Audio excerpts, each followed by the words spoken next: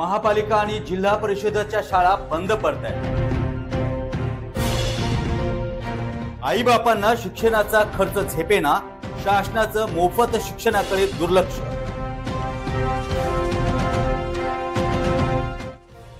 Social media भाळून विद्यार्थ्यांचा गुन्हेगारीकडे कल। पुण्यातील आयुष खोमकर हत्या प्रकरणात 3 अल्पवयीन विद्यार्थी। मोफत शिक्षण बंद झाल्यास गुन्हेगाराची संख्या वाढणार, शासनाचं दुर्लक्ष आणि पालकांची गरिबी काय होणार पुढे? जाणून घ्या इनसाइड स्टोरी। नमस्कार, महासागरमध्ये मी स्वप्नील दुधारे आपलं स्वागत करतो। पुणे महापालिकेच्या अनेक शाळा बंद पडत गेल्या आणि ज्या सुरू आहेत त्यामध्ये शिक्षकांची अपुरी संख्या आहे। त्यामुळे अनेक मुले शाळेच्या बाहेर पडतात आणि तथाकथित भाईचं रील पाहून इमेजला भूलतात आणि त्याच भाईच्या रील आणि व्हिडिओ पाहून गुन्हेगारीकडे आकर्षित होतात। त्यामुळे गुन्हेगारी आता वाढीस लागली आहे। याला जबाबदार आहे ते फक्त आणि फक्त शासन। आज शासन विद्यार्थ्यांसाठी काय करते?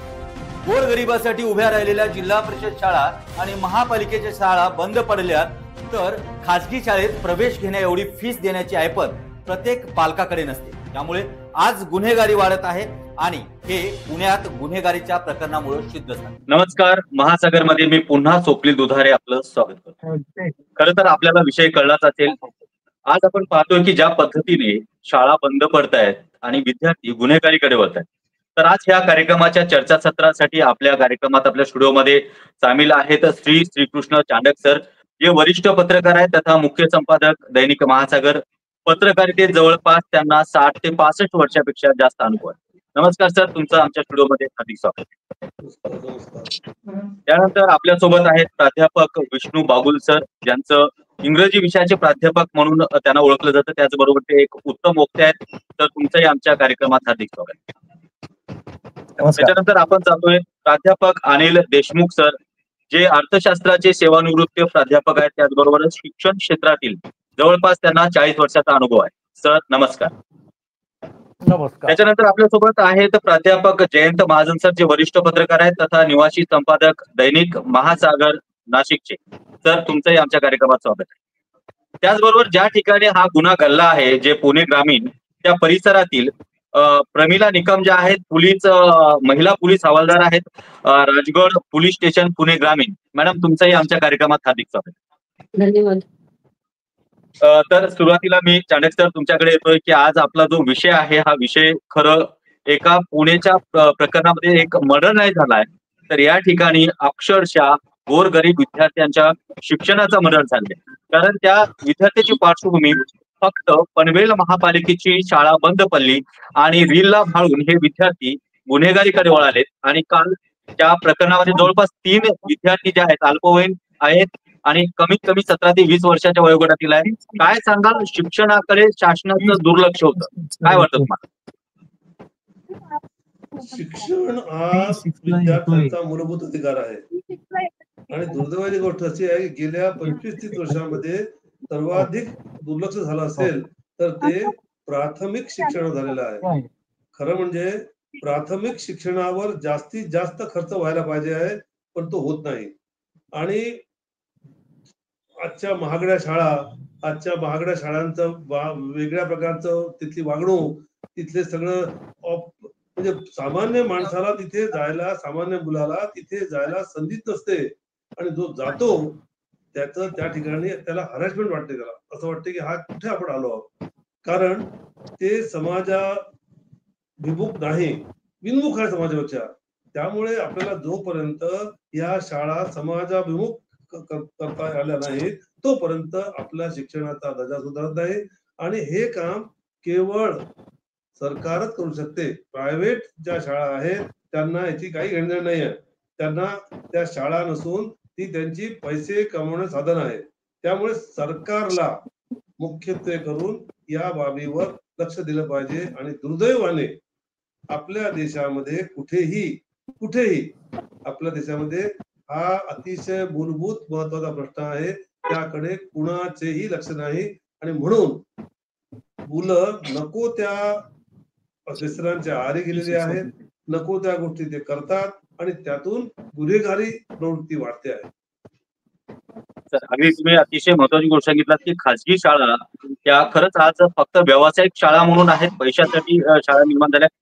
मी ह्याच प्रकरणाला धरून पुणे ग्रामीणच्या ज्या पोलीस हवालदार आहेत आपल्यासोबत प्रमिला निकम मॅडम, मी तुमच्याकडे येतोय. खरं तर हा प्रकार जो घडला हा पुण्यात घडलाय, तुमच्या आजूबाजूला घडलाय. पुण्याच्या महापालिकेच्या शाळा बंद पडल्यामुळे हा प्रकार घडलाय. काय सांगाल, तुमच्या पोलीस स्टेशनमध्ये असे बरेचसे प्रकरण येत असतील जे विद्यार्थ्यांना शिक्षणापासून वंचित करून गुन्हेगारीकडे घेऊन जात आहेत, काय सांगाल? मुख्यत्वे सरांनी सांगितल्याप्रमाणे ज्या नगरपालिकेच्या शाळा आहेत, झडपीच्या शाळा आहेत, तिथं आजकाल मुलांचा कल दिसून येत नाहीये. त्या शाळा बंद पडलेल्या आहेत आणि ज्या खाजगी शाळा आहेत त्या शाळांमध्ये पैसे जास्त असल्यामुळे त्या शाळांमध्ये फी वगैरे कोण भरण्यासाठी एवढं ज्याची परिस्थिती नाहीये अशी मुलं आहेत की आता समजा नगरपालिकेच्या शाळेत किंवा झडपीच्या शाळांमध्ये कुठली मुलं जातात, ज्यांची परिस्थिती नाहीये अशीच मुलं त्या झडपीच्या शाळेत किंवा नगरपालिकेच्या शाळेत जात असतात. पण आता जर नगरपालिकेच्या शाळा आणि झडपीच्या शाळा बंद होत असतील तर त्यांना जास्त पैसे देण्यासाठी खाजगी शाळांमध्ये त्यांना ऍडमिशन वगैरे भेटू शकत नाही, कारण त्यांच्याकडे तेवढा पैसा नाहीये. याचा अर्थ असा होतो की नगरपालिकेच्या शाळा बंद पडल्यामुळे आणि खाजगी शाळेत जाण्यासाठी पैसे मुबलक नसल्यामुळे मुलांची आई वडिलांची आर्थिक परिस्थिती नसल्यामुळे त्यांना ऍडमिशनसाठी काहीच पर्याय राहत नाही. त्यामुळं न कळत ही मुलं आणि आजूबाजूचं जी सराउंडिंग आहे, आता ही मुलं कुठली असतात, मेजॉरिटी नगरपालिकेतली, झडपीच्या शाळेतली, ती स्लम वगैरे एरिया असेल किंवा जिथं गरीब परिस्थिती असेल असा जो एरिया आहे तिथली बऱ्यापैकी मुलं ही शाळेत त्या जात असतात. मग याचा अर्थ असं काय होतो की त्या शाळेतली मुलं ही आजूबाजूच्या जी सराउंडिंग आहे, जी गुन्हेगार वृत्तीची मुलं आहेत आजूबाजूची, किंवा त्याचं नाही म्हटलं तरी काही फरक त्या मुलांच्यावर पडत असतो. आणि मुलं ही नगरपालिकेची शाळांमध्ये शाळा बंद पडल्यामुळे मुलांना पुढे ऍडमिशन मिळत नसल्यामुळे काही मुलं ही गुन्हेगारी मार्गाला जातात, काही मुलं ही बाल गुन्हेगार होतात, काही मुलं शाळा हे टपऱ्या वगैरे असतील, कुठे चहाची टपरी असेल किंवा छोट्या छोट्या कंपन्या असतील, अशा मार्गाला जात असतात. पण बाल गुन्हेगार केव्हा होतो, जेव्हा आजूबाजूची परिस्थिती त्यांना ते बाल गुन्हेगार करण्यास प्रवृत्त करत असते. कारण काय होतं आजकाल, म्हणजे एक छोटंसं उदाहरण सांगते तुम्हाला. बऱ्यापैकी जे बाल गुन्हेगार आहेत, 306 मर्डर सारखे गुन्हे असू दे किंवा मारामारी सारखे गुन्हे असू दे, जे मोठे गुन्हेगार आहेत ते हा लहान मुलांचा वापर करून घेत असत. का तर हे बाल गुन्हेगार आहेत, त्यांना बाल गुन्हेगारांना आपल्याला कोर्टात जसं मोठ्या गुन्हेगारांना कोर्टात आपण हजर करतो तसंच बाल गुन्हेगारांना बाल न्यायालय एरवडा इथं असतं, तर त्या न्यायालयात आपण जास्त त्यांना ते न्यायालय जास्त शिक्षा देऊ शकत नाही. हे मोठ्या गुन्हेगारांना ह्या गोष्टी माहिती आहेत. फक्त ह्याच गोष्टीचा फायदा घेऊन हे मोठे गुन्हेगार हे लहान मुलांना त्या गोष्टीसाठी प्रवृत्त करत असतात, तयार करत असतात. आणि ह्या लहान मुलांना त्याबद्दल नॉलेज जे थोडंसं त्यांना त्या गोष्टीची माहिती नसते, यामुळे ह्या गोष्टी फक्त ती मुलं गुन्हेगारी क्षेत्राकडे वळत असतात. आणि ही मोठीच लोक ह्या लहान मुलांचा याच गोष्टीसाठी की बाबा यांना कोर्ट त्यांना जामीन करून टाकतं, पण लगेच सोडलं जातं. यासाठी फक्त बरोबर मॅडम, तुम्ही अतिशय महत्वाचा मुद्दा आज खरं तर सगळ्या प्रेक्षकांना ही गोष्ट कळली की बाल गुन्हेगारांचा वापर का केला जातो, कारण त्यांना शिक्षेमध्ये कमी शिक्षा होऊ शकतं. पण हे बाल गुन्हेगार उद्याचे खरे कट्टर गुन्हेगार होऊ शकतात, हे मात्र निश्चित. मी प्राध्यापक विष्णू बाबुल सर तुमच्याकडे येतोय. खरं तर तुम्ही उत्तम वक्ते आहात. आता मॅडमचंही बोलणं ऐकलं, चाणक साहेबांचंही बोलणं ऐकलं. काय सांगाल, अशा पद्धतीची गुन्हेगारी जर वाढली तर उद्या काय होणार आणि शासनाचं खरंच शिक्षणाकडे दुर्लक्ष आहे का, काय सांगा? नमस्कार. सर्वप्रथम मी महासागरचं अभिनंदन करतो की त्यांनी एवढ्या महत्वाच्या विषयावर डिबेट ठेवलाय. यामध्ये आजच्या समाजामध्ये आणि आज एकंदरीत मीडियामध्ये इतर अनेक विषय चर्चेले जातात. त्यामध्ये विशेष करून धर्म, मंदिर, मस्जिद, हिंदू, मुसलमान वगैरे वगैरे. त्यात तुमच्या चॅनलने तुम्ही एवढा महत्वाचा शिक्षणासारखा महत्वाचा विषय निवडला, याबद्दल खरोखर मला छान वाटलं. तर आपला विषय खूप चांगला आहे, सामाजिक दृष्ट्या त्याला आज महत्व आहे. परंतु दुर्दैवाने आपले राज्यकर्ते याकडे पूर्णपणे दुर्लक्षित करतायत. मला वाटतं हे नियोजनबद्ध सगळं चाललेलं असं दिसतंय. गेल्या 10 वर्षामध्ये आपण बघतोय की मंदिरं वगैरे यांना प्रत्येक गावागावातून प्रायोरिटीने वर्गण्या जमा होतात, पण गावातल्या शाळा बंद पडतात त्याच्या काही कोणाला लक्ष नाही. स्थानिक कार्यकर्ते सुद्धा वरच्या दबावामुळे, वरच्या आमिषामुळे वगैरे या अशा कामांना सक्रिय होतात आणि शाळा शिक्षण या विषयाकडे पूर्ण दुर्लक्ष होतं. एक जाणीवपूर्वक ही पूर्ण पिढीच एकंदरीत म्हणजे प्रगतीच्या दिशेने न चालता अधोगती आपण कोणत्या दिशेने चाललोय याचं कोणाला भान राहिलं राज्यकर्त्यांना. आणि एकंदरीत परिस्थिती फारच वाईट दिसते. आता एक समजू शकतो आपण, हा भारत म्हणजे आपण डेमोक्रेसी स्वीकारलेली आहे. It is the democracy is for the people, of the people, by the people. परंतु आता फॉर द पीपल राहिलीच नाही. हे सगळे राज्यकर्ते आणि उद्योगपती हे सर्व काही चालवत आहेत. आणि कुठल्याही समाजामध्ये हॅव्स आणि हॅव नॉट्स हे दोन वर्ग असतातच. आता हॅव्सचा काही प्रश्न नाही, ते महागड्या शाळांमध्ये विद्यार्थ्यांना टाकू शकतात, शिक्षण घेऊ शकतात. पण हॅव नॉटचा पालक कोण? हॅव नॉटचा पालक खरं शासन आहे. आपलं डेमोक्रेसी आपण स्वीकारली आहे या याचं जे प्रशासन आहे, यांनी हॅव नॉट्स काळजी घेण्याचे त्यांचंच काम आहे. पण दुर्दैवाने सगळेजण हॅव्स वाल्याकडे, ज्यांच्याकडे आहे सत्ता पैसा, त्यांच्याकडे आकर्षित होत आहेत आणि या पूर्णपणे बाकी हॅव नॉटच्या समाजाकडे पूर्ण दुर्लक्ष होताना दिसतंय आणि हे जाणीवपूर्वक चाललंय असं मला वाटतं. तर अतिशय महत्वाची यामध्ये अजून दुसरा स्वप्नील दादा आणखी एक दुसरा विषय असा आहे की या सगळ्या ह्याच्यामध्ये जो समाज शिक्षणापासून दूर जातोय तो विशेष करून आर्थिकदृष्ट्या ज्यांना खाजगी शिक्षण परवडत नाही ते होत आहेत. आणि सरकारी शाळांकडे, सरकारी मूलभूत आपल्या ज्या काही समाजाच्या गरजा आहेत, आरोग्य, शिक्षण, मूलभूत सुविधा, याकडे शासनाचं लक्ष नाहीये. आणि शाळाच नाही तर आरोग्य सुविधेची तशीच परिस्थिती आहे. आपलं जे काही वाहतूक व्यवस्था आहे एसटी सारखी, याकडे पूर्ण दुर्लक्ष होतं. हे सगळं जाणीवपूर्वक चाललेलं आहे असं दिसतं एकंदरीत. आणि याचा वाली कोण? यापासून उत्तर काय? What is the way out? याबद्दल मोठा प्रश्न आहे आज. तर तुमच्या चॅनलने असा विषय काढला, खूप चांगलं वाटलं. बरोबर. नाही, अगदी तुम्ही जे सांगताय सगळ्याच प्रकरणामध्ये कुठेतरी जाणून दुर्लक्ष केलं जातं का अशी शंका निर्माण होते. तर मी याच विषयाला धरून प्राध्यापक अनिल देशमुख सर तुमच्याकडे देखील येतो. ज्या पद्धतीने आताचा हा विषय जो चाललाय, शासनाचं शिक्षणाकडे होणारं दुर्लक्ष, सर तुम्ही एक प्राध्यापक आहात, काय सांगाल या संदर्भात? मला एकंदरीत असं वाटतं की शासन, समाज आणि शिक्षण व्यवस्था या सर्वांमध्येच एक प्रकारची उदासीनची भावना निर्माण झालेली आहे. शासनाचंही शिक्षण व्यवस्थेकडे पुरेसं लक्ष नाही आणि समाजही या सगळ्या गोष्टींकडे अतिशय तटस्थपणे बघतो. याची अनेक कारणं आहेत की शिक्षणाचं भवितव्य जे आहे ते बेरोजगारी वगैरे अशा ज्या समस्या आहेत त्या समस्यांमुळे सुद्धा ही उदासीनता आलेली आहे. आणि बागुल सरांनी सांगितल्याप्रमाणे समाजामध्ये हॅव्ज आणि हॅव नॉट असे दोन वर्ग आहेतच. हे सर्व काळ राहणार आहेत. यामध्ये शासनाची जबाबदारी महत्वाची आहे.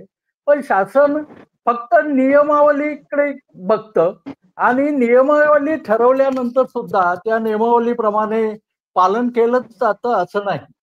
त्यामुळे ही एक उदासीनता निर्माण झालेली आहे आणि त्या उदासीनतेचे हे दुष्परिणाम आहेत. समाजामध्ये जे गुन्हेगारी प्रवृत्ती वाढत चालली आहे किंवा विद्यार्थ्यांमध्ये गुन्हेगारी प्रवृत्ती वाढत चालली किंवा फ्रस्ट्रेशन येतंय विद्यार्थ्यांना, ही सगळी या व्यवस्थेचे दुष्परिणाम आहेत. खरं तुम्ही हे अतिशय महत्वपूर्ण माहिती या ठिकाणी सांगितली आहे की उदासीनता ही वाढत चालली आहे. याच विषयाला धरून मी प्राध्यापक जयंत महाजन सर तुमच्याकडे येतोय. महाजन सर, खरं तर हे तर आहे, कारण शिक्षण आहे, शासन आहे, गरिबी आहे, न परवडणारं शिक्षण देखील आहे. पण सगळ्यात महत्वाची गोष्ट सध्या मुलांमध्ये क्रेज आहे म्हणजे सोशल मीडियाचं. सोशल मीडियावरती काही मुलं बंदूक घेऊन गोळी उडवताना किंवा ज्या पद्धतीने अट्रॅक्ट होतात एका गुन्हेगाराला आणि त्यांनावरती मी देखील असा दादा बनाव, सोशल मीडियाचा फरक किंवा परिणाम आजच्या पिढीवरती होतो का? सोशल मीडियाचा प्रभाव संपूर्ण जगामध्ये आता पसरलेला आहे.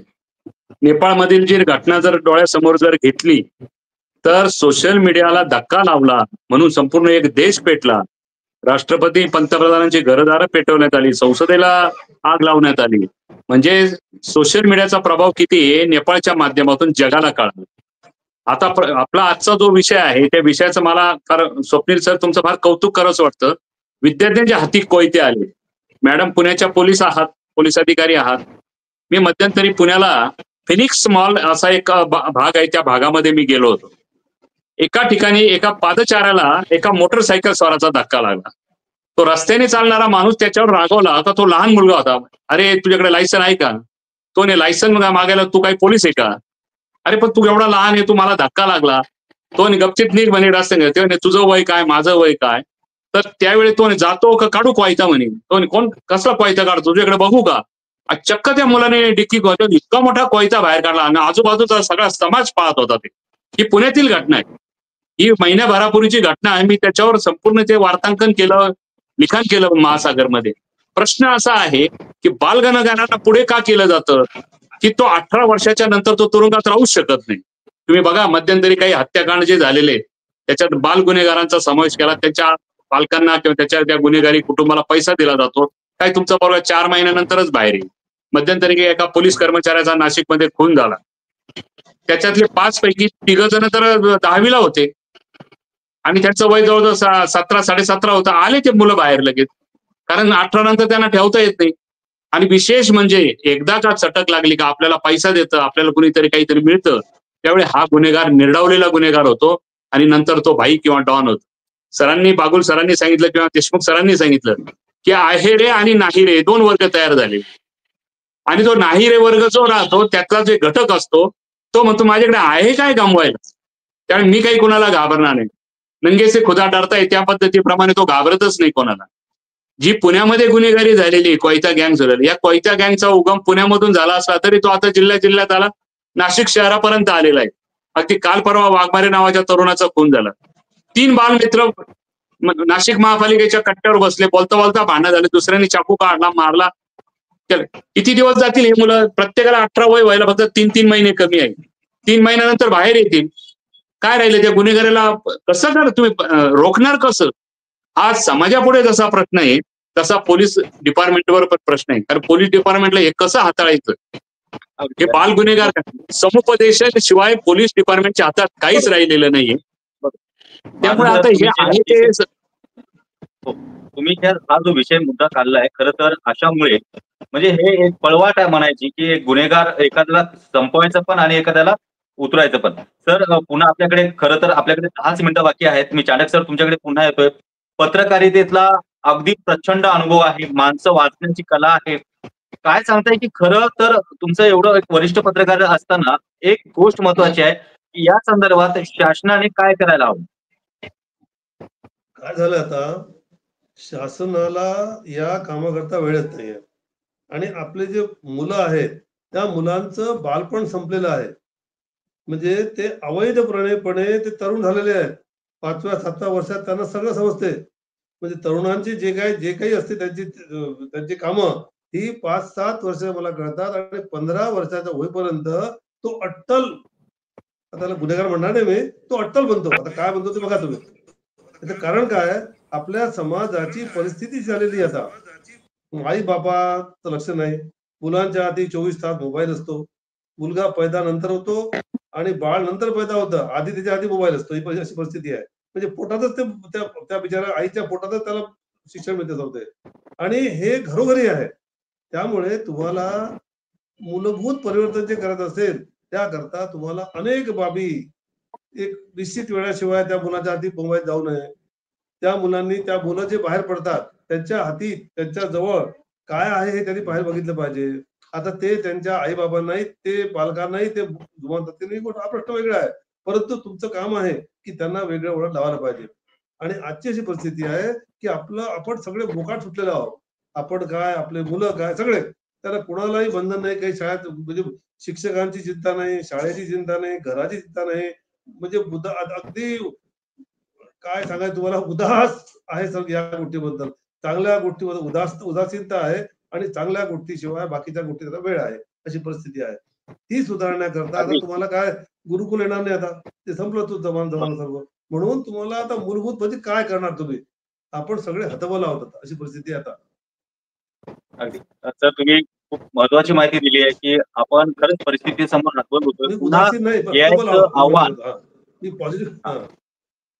मी पॉझिटिव्ह विचार करणारा माणूस आहे, पण हे सगळं बघितलं पुढ्याचं बघण्यात आता ताईने सांगितलं की काय काय काय आहे, कसं होते सर्व हे.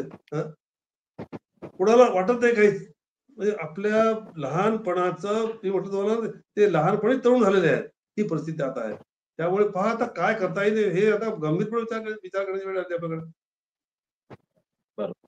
तर तुम्ही खूप महत्वाचा मुद्दा दिला आहे. जरी आपण हतबल झालो असेल तरी आणखीन एक आव्हान बाकी आहे, ते म्हणजे एआय टेक्नॉलॉजी.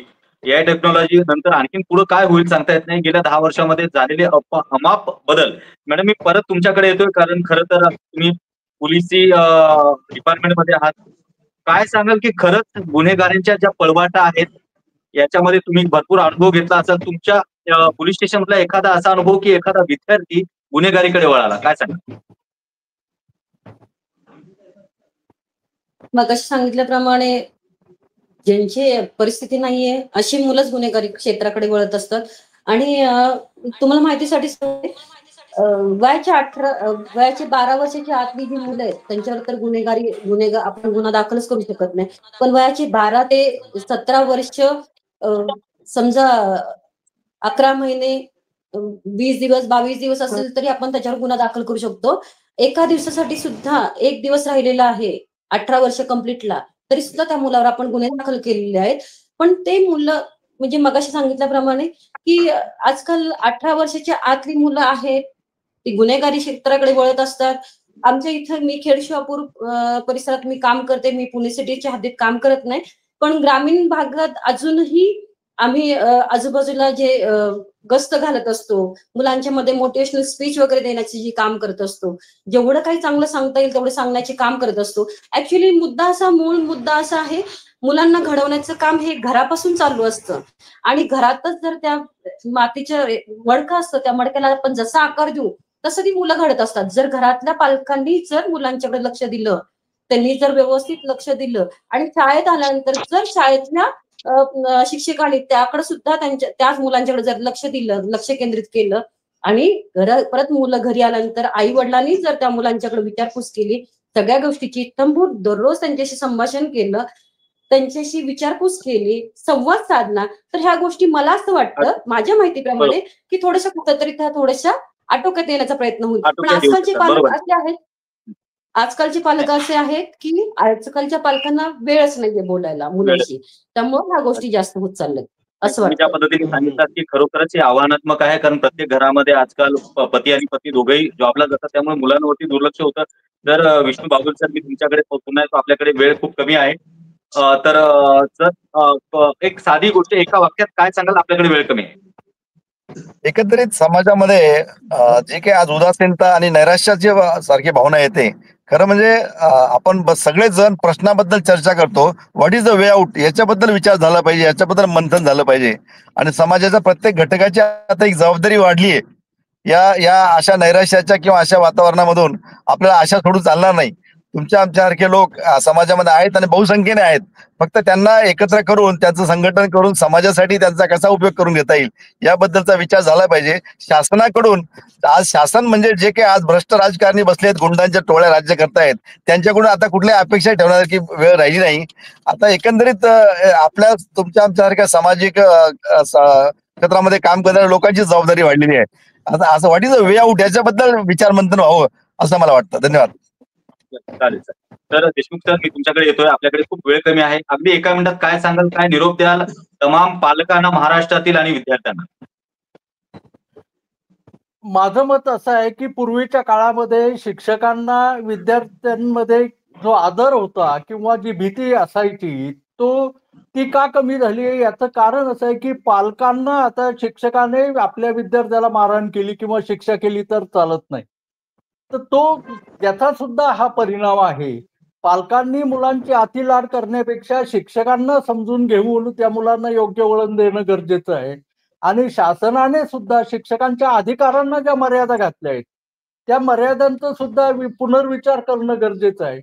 पूर्वीच्या काळी आम्ही ज्या काळामध्ये शिक्षण घेत होतो त्या काळामध्ये शिक्षकांविषयी मनामध्ये भीती आणि भीतीयुक्त आदर असायचा. तो आजकाल विद्यार्थ्यांमध्ये राहिलेलाच नाही, या पिढीमध्ये नाही. तर त्याला शिक्षक सुद्धा आता शिक्षकांचा नाईलाज झालेला आहे. त्यामुळे या सगळ्या गोष्टींचा पुनर्विचार होणं गरजेचं आहे. समाजाने सुद्धा हा विचार करणं गरजेचं आहे, तरच याला योग्य वळण लागेल. तर तुम्ही अतिशय महत्वाचा मुद्दा सांगला की आदरयुक्त जी भीती होती ती आता कमी झाली आहे. माझं तर आपल्याला एका मिनिटात काय सांगाल, तमाम पालकांना आणि विद्यार्थ्यांना काय संदेश द्याल? नाही, आता गंमत अशी आहे की बागुल सर म्हटले ते मला पटतं का, वे आउट काय आहे. मुळातच आता परिस्थिती अशी नाही, जे आहे त्या परिस्थितीत आपल्याला स्वीकारावं लागणार आहे. आता याच्यात बदल होणे शक्य नाही. मुळातच गावोगाव मंदिर, मस्जिद आणि दर्गे वगैरे बांधकामाला मोठ्या प्रमाणावर आमदार, खासदार, मंत्री निधी देतात. पण गावातले एखादी शाळेचे कौलं फुटलेले आहे, त्यावेळी गावातले काहीतरी 4 तरुण येतात, कसे तरी ते पत्रे बित्रे बसून देतात. ते राहिलेलं नाहीये.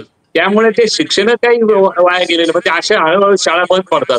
पूर्वी 2 मुलांसाठी सुद्धा वाड्या वस्त्यांवर शाळा असायच्या. ते तोट्यात असायचं, पण सरकारची भूमिका असायची की समाजाचं जास्तीत जास्त हित कशात आहे हे सरकार पाहत असायचं. समाजाचं हित पाहण्याचे आता कोणालाच जबाबदारी राहिलेले नाही. शिक्षण मंत्री असो किंवा आमदार, खासदार, त्याच्या स्वतःच्या संस्था चालू झाल्या, इंग्लिश मिडियम शाळा चालू झाल्या. गावागावातल्या मुलांना मोठ्या दणक्यात फी गोळा करून त्यांचे स्वतःचे फोटो भरले जातात, शाळा मोठ्या होतात. पण ग्रामीण भागातला आणि झोपडपट्टीतला विद्यार्थी घडत नाही. तो पहिली दुसरीत कसा तरी काही गेला तर गेला नाही, शक्यतो जातच नाही. आणि तो मग विमनस्क अवस्थेमध्ये समाजामध्ये वावरतो आणि मग त्यांचा बरोबर वापर कसा करून घ्यायचा की गुन्हेगारी वृत्तीचे लोक त्यांना सांभाळतात, त्यांना थोडेफार पैसे देतात, खाऊला पैसे देतात, हळूहळू तो गुन्हेगारीकडे वळतो. आणि मग अशा पद्धतीने शिक्षणाचा पायाच उद्ध्वस्त होतो. डॉक्टर बाबासाहेब आंबेडकर असेल किंवा महात्मा फुले असेल, सावित्रीबाई फुले असेल, यांनी सगळ्यांनी शिक्षणाचं महत्व समजून सांगितलेलं आहे. सगळ्या जगाला समजतं, पण सरकारला समजायला तयार नाही. म्हणून आपण आता अधोगतीकडे चाललेलो आहे असं गृहीत धरायला हरकत नाही. अगदी सर, तुम्ही सांगितलं की शाळा मोठ्या होत आहेत, विद्यार्थी मोठे होत नाहीत. पण त्याला धरून सर चाणक सर, आपला शेवटचा प्रश्न आणि आपला वेळ कमी आहे. चाणक सर, काय उपदेश द्याल? कारण तुम्ही आमच्या सगळ्यांमध्ये अतिशय सिनियर आहात आणि पूर्ण महाराष्ट्रभरात तुम्हाला राजकीय नॉलेजही तेवढंच आहे आणि जगही तेवढंच पाहिलं. काय सांगाल सर? माझं एकच म्हणणं आहे, शाळा आणि घर याशिवाय आपला मुलगा, आपला मुलगी कुठे काय करते याच्यावर आपल्याला बारीक लक्ष ठेवलं पाहिजे. हे अतिशय महत्वाचं आहे. आणि हे ठेवण्याकरता तुम्हाला काही गुप्तहेर ठेवता येत नाही. म्हणून आई बाबांचं, त्यांच्या कुटुंबाचं एक कर्तव्य आहे की आपला मुलगा याशिवाय काय काय करामती करतो हे आपण लक्ष ठेवलं पाहिजे. हे अत्यंत आवश्यक आहे.